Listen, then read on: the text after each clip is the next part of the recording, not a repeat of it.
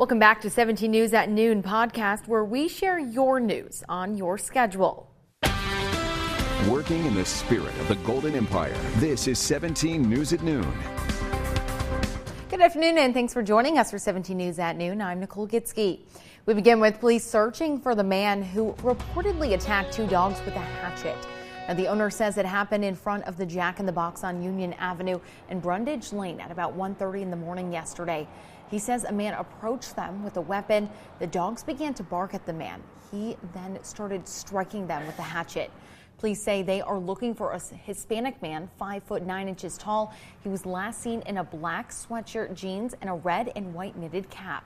Now, in the wake of the attack, several groups have stepped up to help, including Brandy Reed with Mutts and Runts Rescue, Dawn Romery with Unity Thrift Rescue, the LaBelle Foundation, and local nonprofit Bakersfield Positive Connections, raising money for the dog's treatment at Bakersfield Animal Hospital. Now, they're still raising money for long-term care. If you'd like to help, we've placed the donation information on our website at kget.com. And arson investigators have determined a Bakersfield house fire to be accidental. Firefighters were called to the fire at the home on Lake Street near Owen Street Friday night. Crews were able to put out the small fire within seconds after dousing it with water. It was then firefighters found a body inside the home.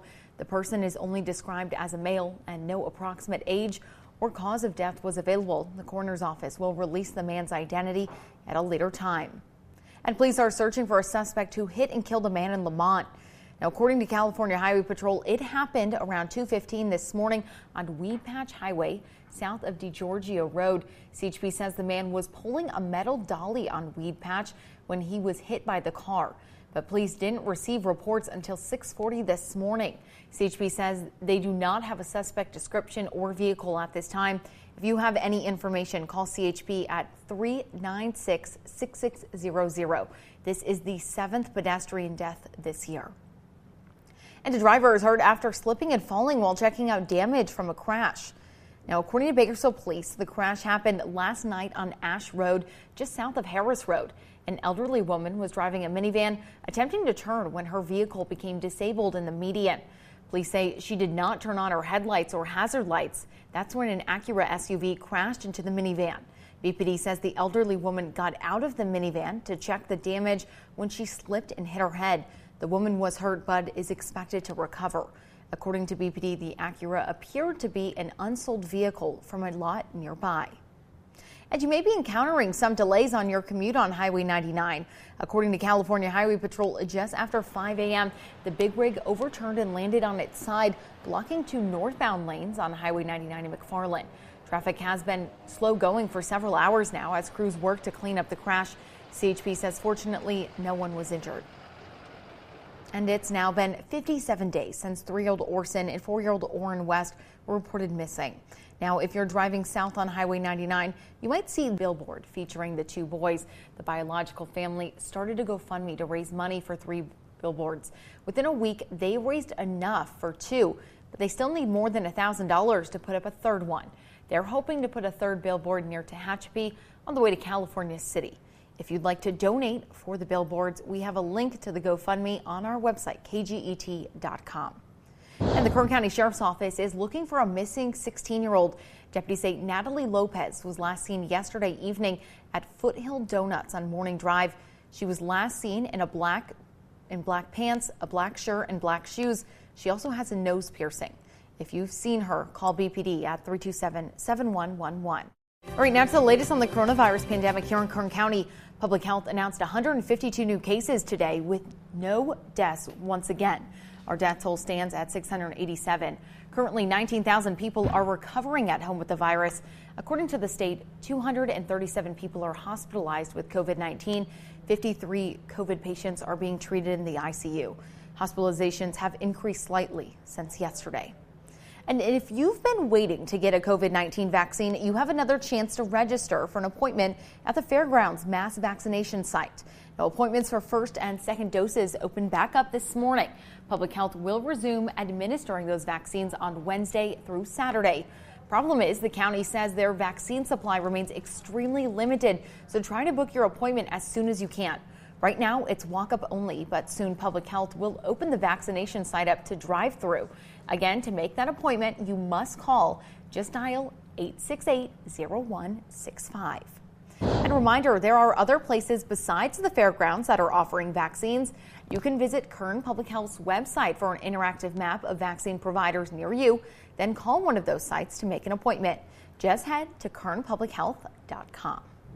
And Hatchet Community Blood Bank is continuing their COVID-19 antibody testing for all blood donors. The blood bank says it is still in dire need of donations of all blood types, plus platelets, plasma, and COVID-19 convalescent plasma. When you donate, you will get your results from the antibody test within 7 days. If you are positive for COVID antibodies, you'll be eligible to donate COVID convalescent plasma, which is a proven life-saving therapeutic treatment for people hospitalized with COVID-19. And now in education news, Los Angeles County elementary schools have been approved to fully reopen for the first time in nearly a year due to dropping coronavirus rates. The milestone would not result in the immediate reopening of campuses in Los Angeles Unified, the nation's second largest school system.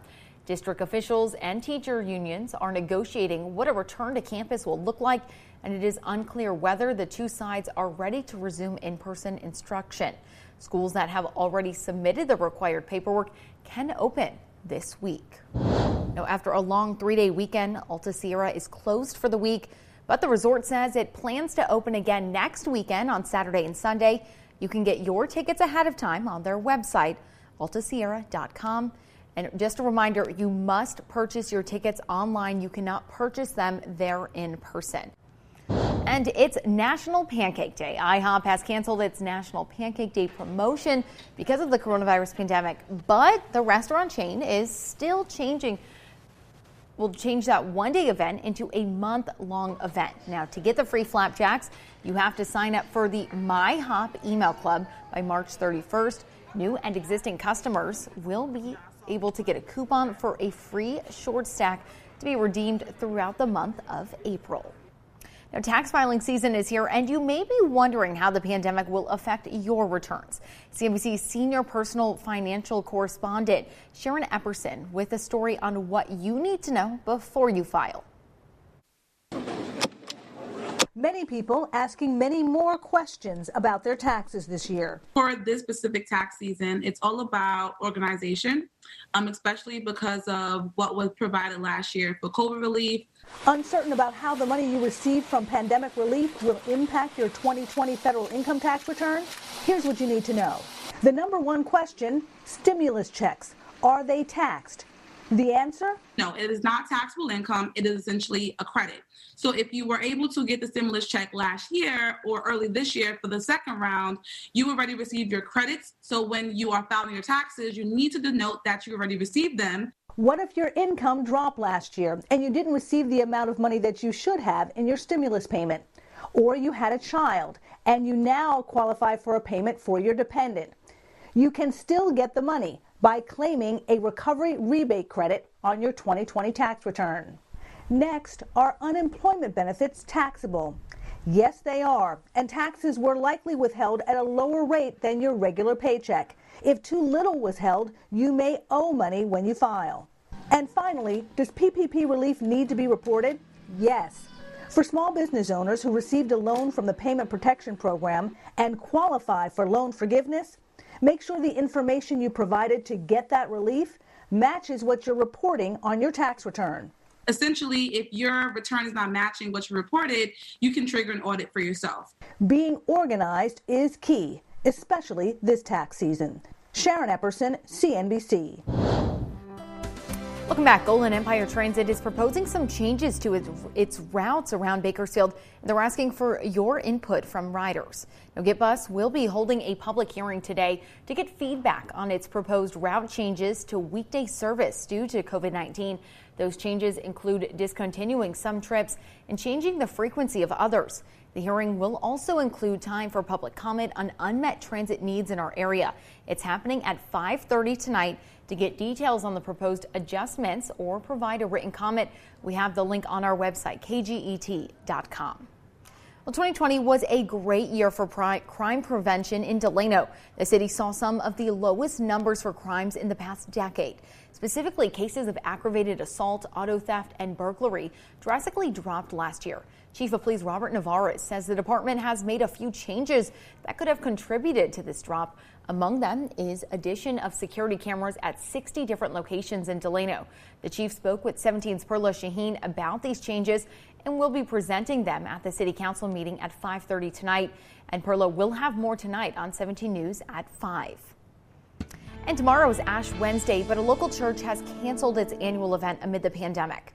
Emmanuel Lutheran Church says they canceled Ashes on the Street. For the past 10 years, congregants from the church gather at the corner of L Street and Truxton Avenue to offer prayers, liturgy, and ashes for Ash Wednesday.